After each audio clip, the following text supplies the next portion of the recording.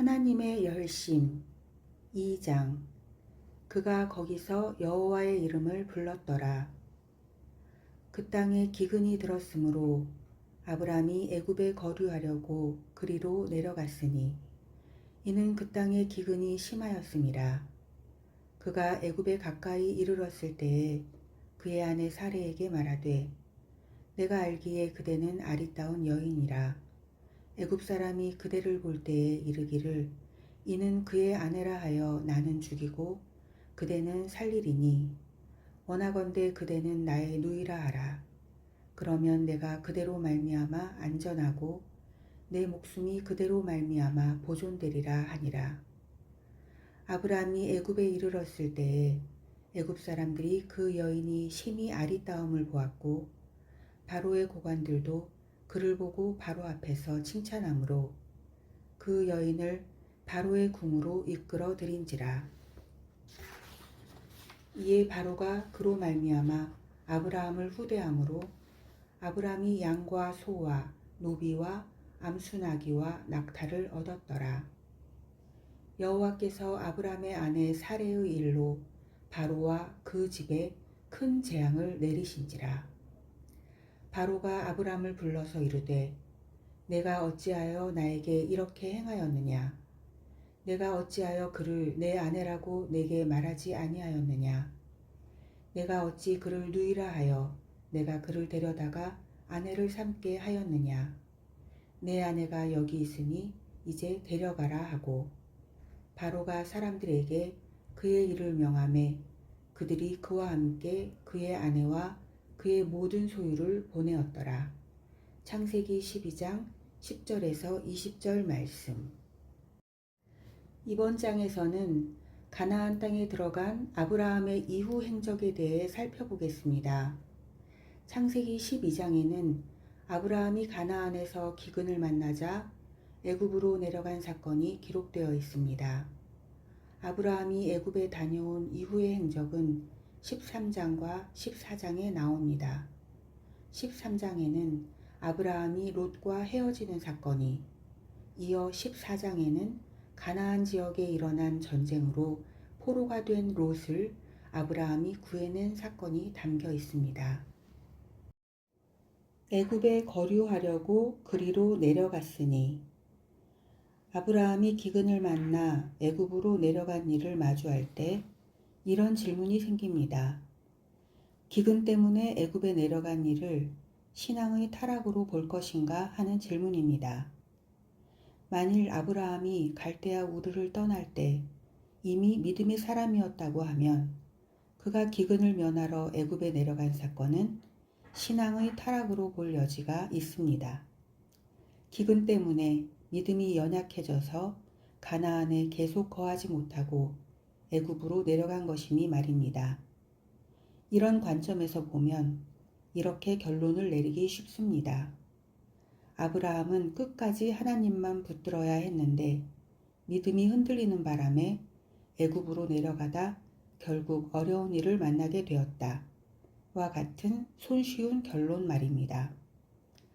그러나 아브라함이 애굽으로 내려간 일을 신앙의 타락으로 볼 수 없다면 애굽에서 사라를 빼앗긴 사건 또한 그리 간단히 해석될 수 없을 것입니다.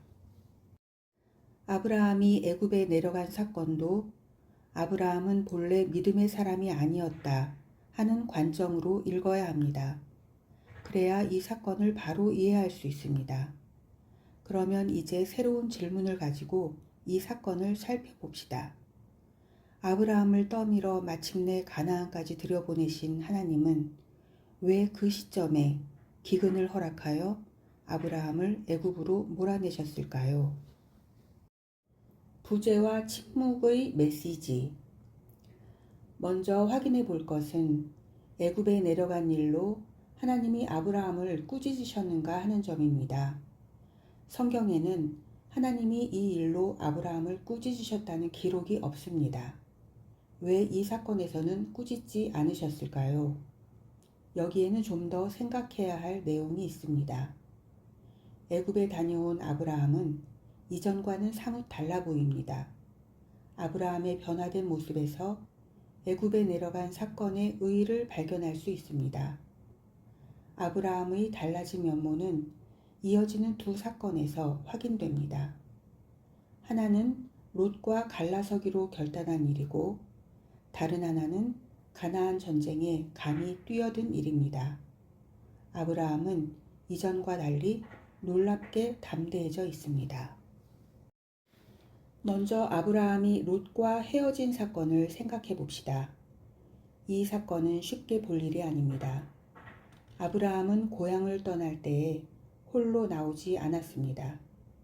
그는 아버지 데라를 따라 조카 롯과 함께 떠나왔습니다.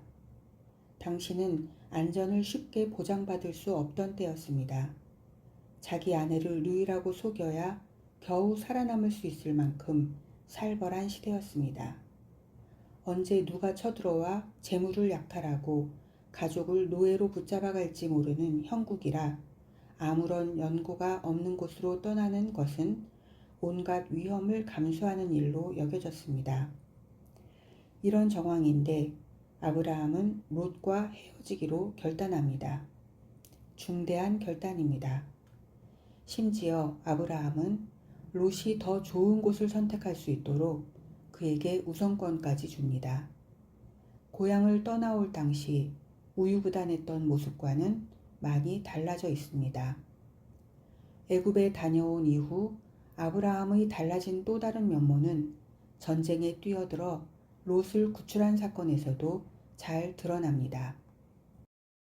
당시의 신할 왕 아므라벨과 엘라살 왕 아리옥과 엘람 왕 그돌라오멜과 고임 왕 디달이 소돔 왕 베라와 고모라 왕 비르사와 아드마 왕 시납과 스보임 왕 세메벨과 벨라 곧 소아랑과 싸우니라. 창세기 14장 1절 2절 말씀. 가나안의 여러 족속들이 두 편으로 나뉘어 싸웁니다. 한 편은 네 왕이 연합하고 다른 한편은 다섯 왕이 동맹하여 싸웁니다. 이런 상황에서 아브라함은 자기 목숨 하나 부지하기도 쉽지 않았을 것입니다. 그런데 아브라함은 자기 조카를 살리겠다고 떨쳐 나섭니다. 지금 자기가 싸우려는 상대가 누구인지는 아브라함에게 전혀 중요하지 않습니다. 9나라의 수장이 가담한 거대한 전쟁에 아브라함은 조카 하나 구출하겠다고 집에서 훈련한 하인 318명을 데리고 쳐들어갑니다. 위험천만한 전쟁에 뛰어들다니 아브라함의 이런 배짱은 대체 어디서 나온 것일까요? 아마 애굽에서의 경험, 즉 애굽에서 사라를 빼앗은 일로 바로가 재앙을 입게 된 일을 목도하면서 생겼을 것입니다. 앞서 언급했듯 아브라함이 애굽에 내려간 것은 믿음이 약해져서가 아니었습니다. 당시 아브라함에게는 신앙이라 이름 붙일 만한 것이 없었습니다. 아브라함은 마침내 가나안에 도착하지만 거기서 기근을 만나자 먹고 살기 위해 다시 애굽으로 내려갑니다. 애굽에 내려갈 당시 아브라함이 가진 믿음은 하나님은 기근 속에서도 나를 먹여 살리실 수 있는 분이다 하는 수준까지 아직 이르지 못했습니다. 그래서 물이 있는 곳, 자기 가족과 양떼를 먹일 수 있는 곳을 찾아 이동하다 보니 애굽까지 내려가게 된 것입니다. 애굽에 다다르자 아브라함은 자기 아내의 빼어난 미모가 걱정입니다. 아리따운 사라를 빼앗으려고 남편인 자기를 죽일 것이 뻔하기 때문입니다. 그런데 부부가 아니라 온누이라고 하면 사람들이 자신을 후하게 대접해 줄 것이라는 생각이 스쳤습니다. 이에 아브라함은 목숨을 부지하기 위해 사라를 자기 누이라고 하기로 말을 맞추고는 애굽으로 내려갑니다. 애굽에 이르자 걱정했던 것처럼 사라를 빼앗기는 일이 실제로 일어납니다. 사라를 빼앗은 상대는 다름 아닌 천하의 바로입니다. 당시 애굽 왕 바로는 문명 세계의 최고 통치자로 막강한 지위에 있는 자입니다. 그런 천하의 바로가 아브라함의 아내를 빼앗은 일 하나 때문에 하나님에게 밤새 터진 것입니다. 얼마나 혼쭐이 났는지 바로는 사라를 아브라함에게 돌려주고 금은 보화까지 얹어주면서 떠나라고 합니다. 자기가 당한 재앙이 아브라함 때문인 줄 깨달았던 것입니다. 이런 일을 겪으며 아브라함은 놀랍니다. 당시 아브라함은 믿음을 논할 수준에 있지 않았지만 이 사건을 경험하면서 하나님에 대해 무엇인가 깨닫게 됩니다.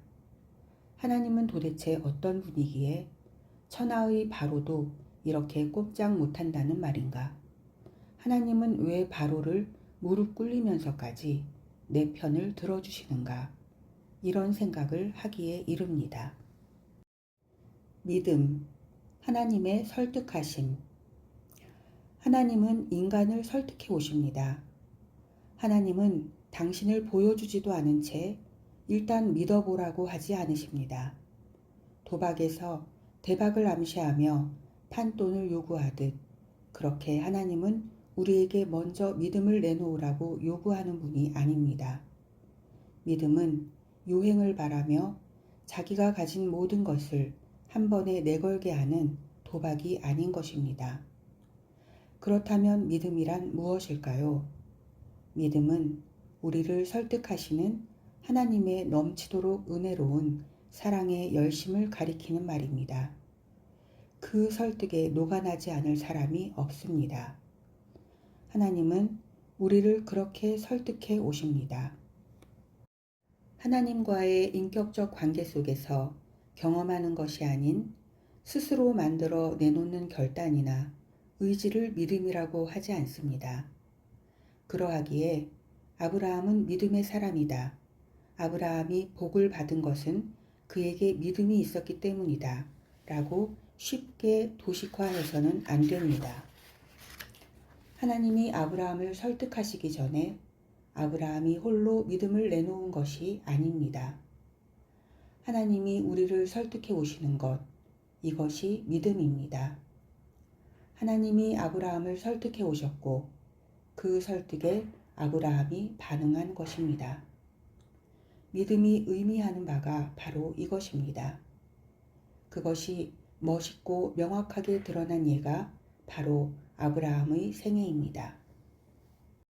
믿음은 하나님이 인간에게 먼저 찾아오셔서 심으시고 키우시고 열매 맺게 하시는 일입니다. 아브라함이 경험한 것이 바로 이것입니다. 아브라함은 애굽에 내려가 사라를 빼앗긴 일을 통해 하나님에 대해 톡톡히 훈련받습니다. 바로가 하나님에게 얻어 터지는 것을 보고 아브라함은 그의 생애를 통틀어 가장 크게 놀랐던 것 같습니다. 거기서 그는 처음으로 믿음에 눈뜨게 됩니다. 아, 하나님이 이런 분이구나 하고 비로소 알게 된 것입니다. 이런 하나님을 경험하였기에 아브라함은 롯과 헤어지는 결단을 감히 내릴 수 있었습니다. 롯아, 땅은 좁은데 우리 재산이 너무 많아 함께 살 수가 없구나. 우리는 한 혈육이니 서로 다투지 말자. 내가 가고 싶은 곳을 먼저 택해서 떠나라. 내가 왼쪽으로 가면 나는 오른쪽으로 가고 내가 오른쪽으로 가면 나는 왼쪽으로 가겠다. 대단한 결정입니다.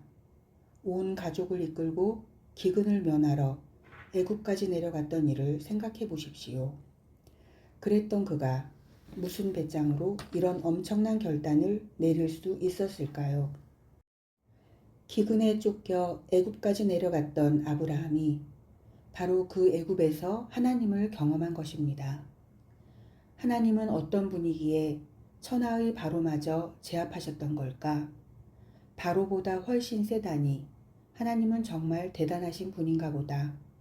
그런데 이 대단한 하나님이 나를 편들어 주시다니 하고 깨닫게 된 것입니다. 이 깨달음을 얻은 아브라함은 롯을 구하러 가게 됩니다. 롯이 사로잡힌 것을 보자 아브라함이 떨쳐 일어나 전쟁 속으로 뛰어듭니다. 하나님이 설득하시지 않는 인생은 없습니다. 아브라함에게 보이신 하나님의 설득과 개입이 우리의 신앙 여정에도 있습니다. 자신의 인생을 이런 눈으로 바라보아야 합니다. 이삭을 고대하며 바라볼 수 있어야 합니다. 처음부터 이삭을 바치는 자리에 가 있는 사람은 없다는 사실을 기억하십시오. 아브라함도 마찬가지입니다. 오늘 각자가 서 있는 믿음의 자리는 지금까지 하나님이 우리를 설득해 이르게 하신 자리입니다. 지금껏 하나님은 우리를 설득해 오셨고 지금도 여전히 설득하고 계십니다. 하나님에게 설복되는 만큼 우리의 믿음도 성장합니다. 하나님에게 우리 삶에 개입해 달라고 기도하는 이유가 바로 여기 있습니다. 우리의 믿음은 하나님의 설득과 개입으로 자라기 때문입니다. 하나님의 하나님 되심에 담긴 놀라운 점 하나는 그 위대하신 하나님이 우리를 설득하신다는 사실입니다. 하나님은 눈물로 찾아오시고 긍휼과 자비와 오래 참음과 다함이 없는 열심으로 설득해 오십니다. 이 하나님의 역사하심을 깊이 경험하기 바랍니다.